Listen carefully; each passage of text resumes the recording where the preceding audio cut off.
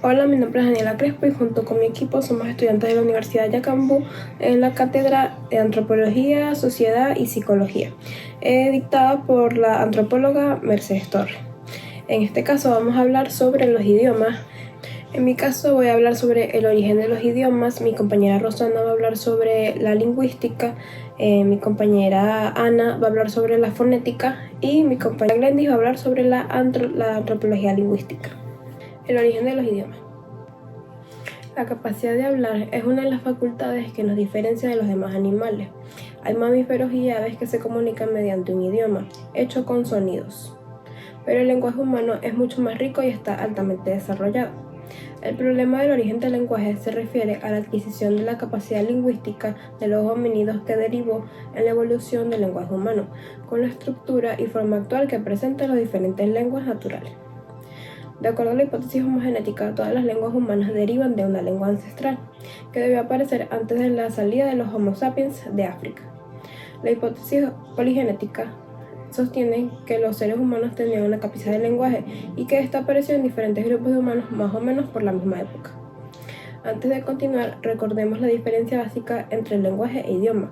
Una lengua es un sistema de signos fónicos o gráficos por el que se comunican los miembros de una comunidad, mientras que el idioma es la lengua de un pueblo o de una nación. La construcción lingüística, a partir del léxico, estructura y forma actual que presentan las diferentes lenguas, pierde fiabilidad. Uno de los problemas que dificulta el estudio de esta temática es la carencia de evidencia crítica. Según lingüistas, puede haber unos 4.000 o 5.000 lenguas en el mundo. En cualquiera de los casos, la lengua original sufriría ciertas modificaciones hasta que no se entendería más la original. Tal es el caso como en las diferentes familias de idiomas que comparten ciertos rasgos en común, como las derivadas del latín, pero que también ostentan en diferencias fonéticas o gramaticales. Un estudio sobre las lenguas que se habla de todo el mundo dice que provienen de una sola lengua que proviene de África. Con anterioridad, investigaciones genéticas descubrieron que el idioma humano se originó en ese continente hace 50.000 años. Luego evolucionaría a partir de ese primer y único lenguaje como resultado de la migración de las poblaciones. O por lo menos esa es la conclusión del Dr. Quentin Atkinson del Departamento de Psicología de la Universidad de Auckland en Nueva Zelanda, cuya investigación aparece en la revista Science. Este científico descubrió que los dialectos que tienen más fonemas se hablan en África y los que tienen menos número de fonemas se hablan en América del Sur, en las islas tropicales del Océano Pacífico. Según el investigador, las regiones del mundo que fueron colonizadas más recientemente y que tienen menos pobladores tienen menos fonemas en su dialecto. Pero las áreas que fueron colonizadas por el humano hace miles de años todavía siguen usando el mayor número de fonemas en el mundo. Según el origen bíblico, la Biblia dice que los idiomas se formaron en la tierra conocida de espías como Babilonia y que de ahí se dispersó la humanidad. Génesis 11:2. De acuerdo con la Biblia, Dios dijo: confundamos ahí, en Babel, el lenguaje para que no entiendan el uno el lenguaje del otro. Génesis 11:7.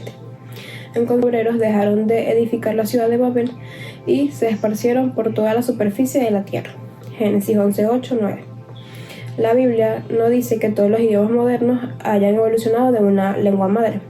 Indica que aparecieron de súbito los idiomas altamente desarrollados, diferenciados y con capacidad de expresar sentimientos y pensamientos.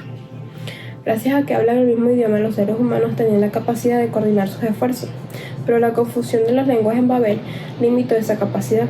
Ahora bien, los idiomas que surgieron eran tan complejos como el original. Por eso es que en cuestión de siglos el hombre pudo erigir grandes ciudades, gobernar poderosos ejércitos 1:11 y 27:35. Según ciertas leyendas de una tribu en el norte de Myanmar, hubo un tiempo en el que todo el mundo y hablaba una misma lengua. Entonces decidieron construir una torre y mientras lo hacían, gradualmente adquirieron diferentes hábitos, costumbres y modos de hablar con el tiempo. Se dispersaron por todas partes. Hay leyendas similares entre diversos pueblos indígenas de África, el este asiático, México, etc. La familia lingüística es un grupo de lenguas que comparten un origen común y que son lingüísticamente afines. La mayoría de las lenguas del mundo pertenecen a una familia lingüística y las que no se pueden agrupar se llaman lenguas aisladas. Algunas familias lingüísticas son lenguas indoeuropeas, lenguas drávidas, lenguas túrquicas, lenguas mongolas, lenguas tunguses, lenguas urálicas, lenguas caucásicas meridionales, lenguas caucásicas noroccidentales. Las lenguas están relacionadas con la cultura de los hablantes, ya que reflejan sus experiencias y forma de ver el mundo. Por ejemplo, el latín es la lengua madre del español y también del resto de las lenguas romances. La lingüística es la ciencia que estudia las características y organización de una lengua, y sus ramas son la gramática, la fonología y la semática. La fonética es la rama de la lingüística que estudia los sonidos del habla humana, y esta se divide en 3 ramas principales. Tenemos la fonética articulatoria, que es la que examina cómo los órganos del habla producen los sonidos. Tenemos también la fonética acústica, que es la que analiza las propiedades físicas de los sonidos del habla.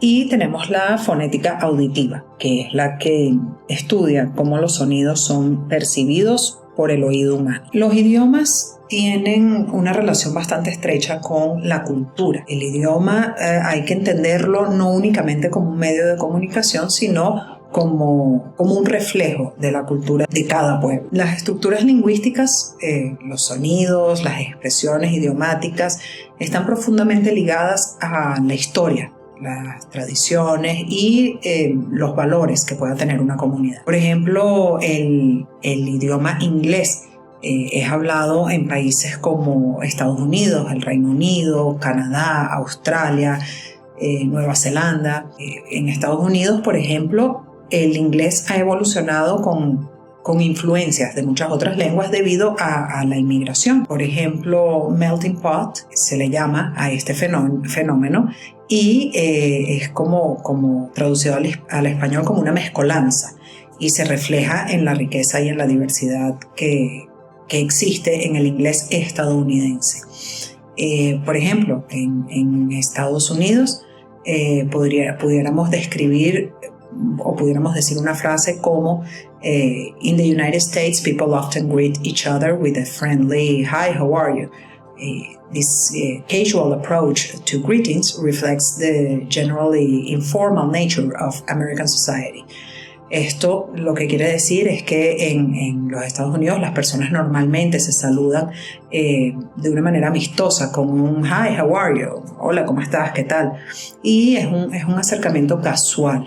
Esto refleja su naturaleza informal, no son tan distantes como pudiera ser la persona que habla inglés o que vive o que es originaria de Reino Unido, donde allí pues, son un poco más distantes, y la manera que tienen de hablar inglés pues es con un acento mucho más fuerte que no suena para nada parecido al ejemplo que acabo de dar.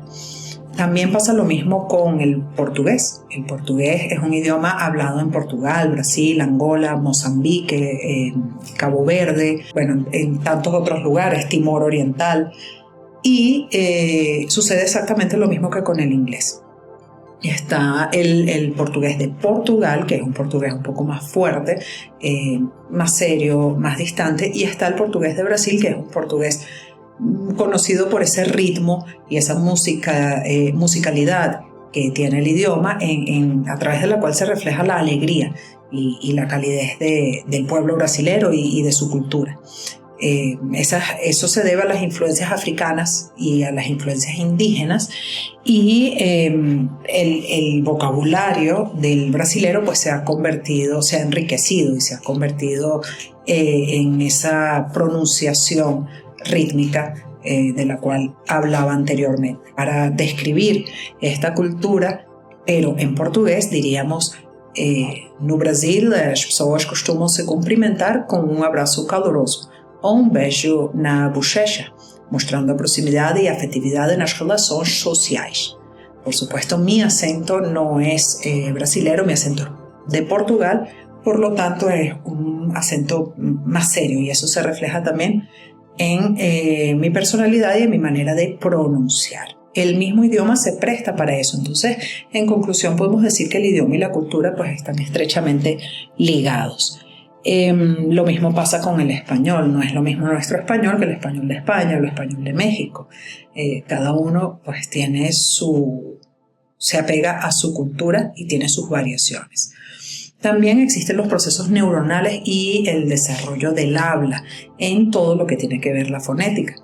Este proceso de aprender y hablar distintos idiomas involucra varias áreas del cerebro, entre las cuales tenemos pues el área de Broca, que es la responsable de la producción del habla.